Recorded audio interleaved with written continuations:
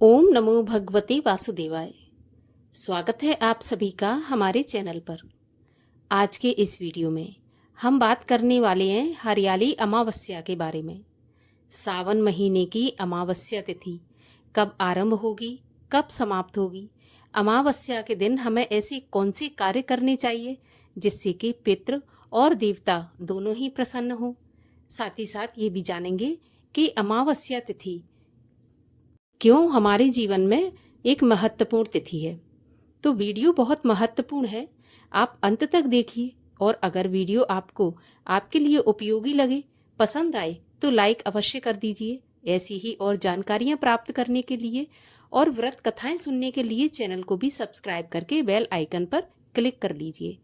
और अगर कथा अच्छी लगे तो लाइक तो अवश्य ही कीजिए, क्योंकि आपके लाइक से ही हमें ये पता चलता है कि आपको हमारा वीडियो पसंद आया। तो चलिए अब हम शुरू करते हैं आज का वीडियो। तो देखिए, हिंदू धर्म में अमावस्या तिथि बहुत ही बड़ी और बहुत ही महत्वपूर्ण तिथि मानी जाती है। इस दिन पितरों के लिए सबसे ज़्यादा दान पुण्य किए जाते हैं। पितरों को प्रसन्न करने के लिए भगवान ने अमावस्या तिथि को निर्धारित किया है। अगर हम अमावस्या तिथि को कोई भी दान करते हैं, पुण्य करते हैं, कोई भी व्रत करते हैं या कथा सुनते हैं या भगवान की सेवा पूजा करते हैं और उस पूजा का, सेवा या दान पुण्य का पूरा फल पितरों को समर्पित कर देते हैं, तो हमारे पितृ किसी भी अधोगति में पड़े हों, किसी भी लोक में हो, मोक्ष को प्राप्त हो जाते हैं। भगवान श्री हरि विष्णु की कृपा से पितरों को शांति मिलती है, और जब पितरों को शांति मिलती है तो पितृ हमें भी आशीर्वाद देकर ही जाते हैं। और जब पितरों का आशीर्वाद होता है तो पितृ दोष से मुक्ति मिलती है, और पितृ प्रसन्न होते हैं तो वंश वृद्धि होती है। शादी विवाह में जो अगर देरी हो रही होती है तो वो भी नहीं होती, शादी विवाह जल्दी हो जाते हैं। तो इसलिए अमावस्या तिथि के दिन जो भी हमसे बन पड़े पितरों के लिए अवश्य करना चाहिए। अगर किसी भी प्रकार का आप दान करते हैं, चाहे वो अन्न दान हो, वस्त्र दान हो, किसी भी प्रकार का पूजा पाठ हो, यहाँ तक कि अमावस्या के दिन सत्यनारायण की कथा भी करा सकते हैं और उस कथा का पूरा पुण्य फल पितरों को समर्पित कर सकते हैं। देखिए, शास्त्रों में अगर पितृ मोक्ष का कोई उपाय बताया गया है तो भगवत पुराण या भगवत गीता का पाठ या भगवत गीता के 7वें अध्याय का पाठ, या फिर सामर्थ्य है तो बड़े पैमाने पर भागवत सप्ताह का विधान बताया गया है। लेकिन इतना करना सबके वश में होता नहीं है। तो अमावस्या के दिन सत्यनारायण भगवान की कथा कराकर श्रीमद् भगवत गीता के 7वें अध्याय का पाठ करके पितरों को अगर समर्पित कर दिया जाए तो पितृ किसी भी लोक में हो, किसी भी गति में हो, उन्हें मोक्ष प्राप्त अवश्य होता है। तो अमावस्या के दिन दान पुण्य करना चाहिए, तर्पण करना चाहिए, भगवान श्री हरि विष्णु से प्रार्थना करनी चाहिए कि हमारे पितृ जहाँ भी रहें मोक्ष को प्राप्त हों, जहाँ भी रहें खुश रहें और हमें भी आशीर्वाद देते रहें। तो अमावस्या तिथि इतनी महत्वपूर्ण है। अमावस्या के दिन ब्रह्म मुहूर्त में स्नान किया जाता है। तो ब्रह्म मुहूर्त में स्नान किसी भी पवित्र नदी में अवश्य करें। किसी वजह से अगर नदी में नहीं कर सकते, आसपास कोई नदी नहीं है, तो फिर आप अपने घर के जो नहाने का जल है उसमें गंगा जल डालकर स्नान कर सकते हैं। हर हर गंगे, हर हर गोदावरी, कृष्णा, कावेरी सभी नदियों का ध्यान करते हुए अगर आप स्नान करते हैं तो निश्चित रूप से आपको उन पुण्य और पावन नदियों में स्नान करने का फल प्राप्त होता है। कहा जाता है कि अगर अमावस्या तिथि को बहुत अच्छे से संभाल लिया जाए, कुछ काम ऐसे हैं जो अगर अमावस्या तिथि को कर लिए जाए तो निश्चित रूप से जीवन में सुख, शांति और समृद्धि आती है। कौन कौन से काम हैं देखिए। अमावस्या तिथि को सबसे पहला काम तो है कि पितरों को तर्पण करना चाहिए। दूसरा है कि पितरों के निमित्त कुछ ना कुछ दान अवश्य करना चाहिए।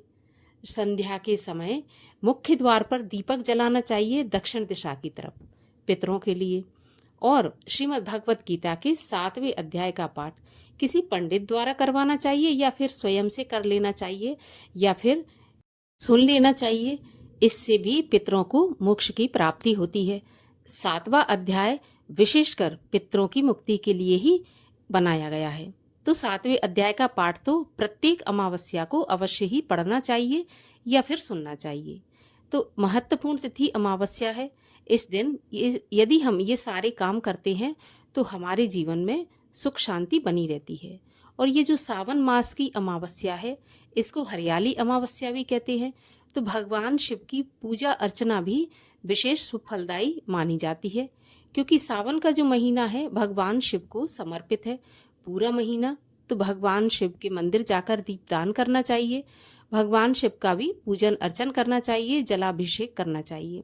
इस प्रकार से और जो भी हम पुण्य करते हैं या जो भी हम पूजा करते हैं, पितरों को ही समर्पित कर देनी चाहिए।